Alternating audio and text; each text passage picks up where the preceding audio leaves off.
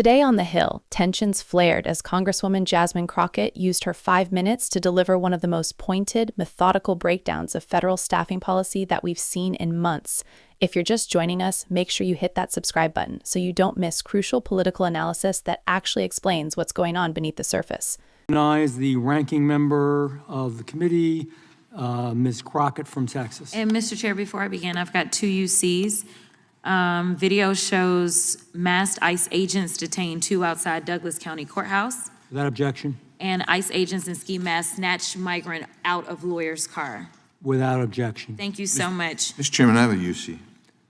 Without objection. Yeah, Department of Justice statement by Colette S. Peters, Director, Federal Bureau of Prisons, into this committee, July 23rd, 2024. Without objection. I now recognize Ms. Crockett. Thank you so much, Mr. Chair.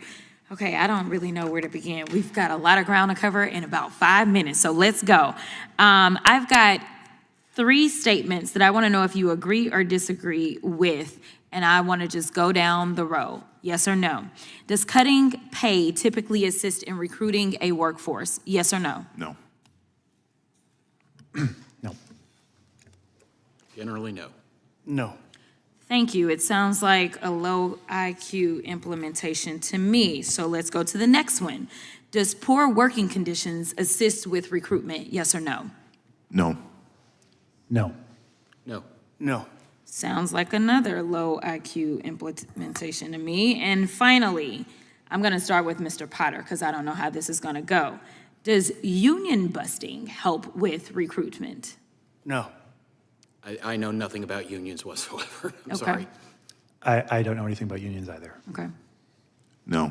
Okay, so again, another low IQ implementation. I just want to be clear that the American people should know that these are all Trump 2.0 policies. So when we say that he's failed, let me tell you, we got receipts, and those are some of the receipts. So when we start talking about this pay, I think that we've talked about the fact that there was a 25%, up to a 25% cut in recruitment bonuses or retention bonuses, but I want to make sure that people understand the numbers. I want y'all to know what the numbers are. It looks like on average in 2023, the average CO for the BOP made $57,000. So now we're talking about potentially up to a 25% cut in that. Now let's transpose that with what they don't want to talk about is what we did last week, which was reconciliation, where in their bill, they decided that they wanted to add this big number as an increase for bonuses for ICE agents. What that translated to was bonuses of approximately $44,000 for each ICE agent. So we're talking about ICE agents getting an additional $44,000 per person, while on average, when we talk about our COs at the BOP only making $57,000 and talking about cutting up to 25% of that. That is why we're outraged. That is why we say that this is a joke, because you can't sit here and continuously underfund an agency and then expect it to overperform. So let's talk about the underfunding.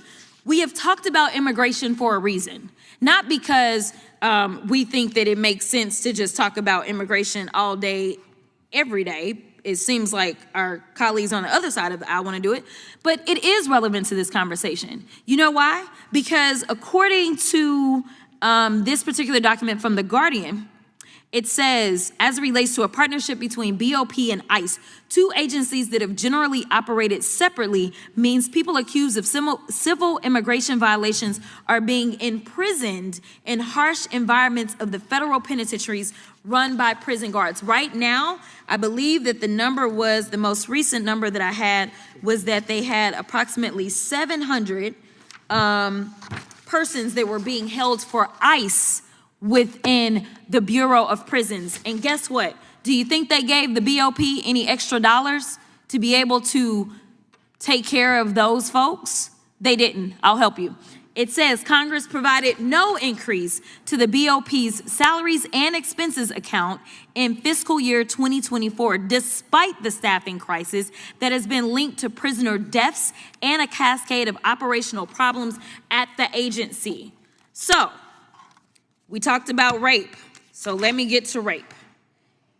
It seems like it's a bit of hypocrisy, but that's not anything new, to say that you want to protect victims of rape and sexual assault and then allow Trump to gut funding for the Prison Rape Elimination Act Resource Center, a center that trains prison sexual assault auditors, tracks the results of the Prison Rape Elimination Act investigations, and provides resources to imprisoned sexual abuse survivors. So my question is, and I ask everyone if you can answer, can we all agree that rape and assault of prisoners is vile and completely unacceptable? I agree. I agree. Of course. Absolutely. Thank you so much. And the last thing that I'll say is that according to the BOP, there have been a total of 2 individuals that have received gender-affirming surgery while in BOP custody. There have been a total of 4 that were referred, 4 others that were referred and were determined to be medically ineligible. So we're gonna have all this talk and all these fights about trans folk, and we're talking about literally 2 surgeries. I'll yield. Gentlelady yields. I will recognize the gentleman from the great state of North Carolina. Crockett opened with a rapid series of unanimous consent requests, clearing the way to introduce videos and Justice Department statements that underscore her broader critique. But the real heat came once she turned directly to the witnesses. Her approach was simple, almost surgical. She asked 3 yes or no questions. Does cutting pay help recruitment? No. Do poor working conditions attract applicants? No. Does union busting strengthen hiring pipelines? Again, no. What she achieved with those questions wasn't just a rhetorical exercise. It was an attempt to show that the policy direction being proposed under what she repeatedly labeled as Trump 2.0 runs counter to what any labor economist would consider common sense. If you want more breakdowns like this, remember to subscribe, because we break down the policy math behind the political theater. From there, Crockett grounded the conversation in numbers that matter. She highlighted that correctional officers in the Bureau of Prisons earn around $57,000 a year on average, not a high salary when you factor in mandatory overtime, dangerous work environments, and chronic understaffing. Then she contrasted that with a reconciliation proposal backed by her Republican colleagues that would give ICE agents bonuses of $44,000 each. What she was doing here was exposing a structural imbalance in federal funding priorities. The agencies both fall under the umbrella of public safety, but one receives aggressive investment while the other is told to do more with less. If you're finding this kind of contextual analysis helpful, subscribe so you never miss an explanation that makes Washington policy actually make sense. No staffing increases, no overtime resources, no medical support. Crockett's point is that you can't ask an agency to handle a mission it was never designed for and then penalize it when it inevitably cracks under the strain. This is a pattern we see across federal agencies. New responsibilities are layered on top of old ones with no proportional funding. If you want this kind of behind-the-curtain context on how federal systems actually work, make sure to subscribe. The Congresswoman then pivoted to the emotional core for argument, an issue nearly everyone agrees on but few are willing to confront with data: prison rape and sexual assault. She noted that the Trump administration previously gutted funding for the Prison Rape Elimination Act Resource Center, which trains investigators, audits compliance, and supports incarcerated survivors. Without that funding, prisons struggle to maintain oversight over abuse, a problem that intensifies understaffing shortages. Crockett asked the panel whether rape in prisons is unacceptable, a question almost symbolic but strategically necessary to underscore that budget decisions have real human consequences. She was reminding viewers and lawmakers alike that policy isn't theoretical. It affects real people behind real bars. If this kind of human-centered analysis resonates with you, don't forget to subscribe for more reporting that goes beyond the surface. Finally, Crockett addressed a culture war talking point that often generates more heat than substance: gender-affirming surgery among incarcerated transgender individuals. She cited the actual numbers from the Bureau of Prisons: 2 surgeries total, 4 additional cases reviewed but deemed medically ineligible. That's it. Her point wasn't just the number itself, but how disproportionate the political outrage has been. Entire narratives have been built around something that statistically barely exists. This is a common strategy in political messaging. A rare case is amplified into a national crisis, while more widespread problems like understaffed prisons or sexual abuse oversight receive far less attention. If you find value in political commentary that separates fact from narrative and gives you the real proportions behind headline issues, hit that subscribe button, because that's exactly what we do here every day.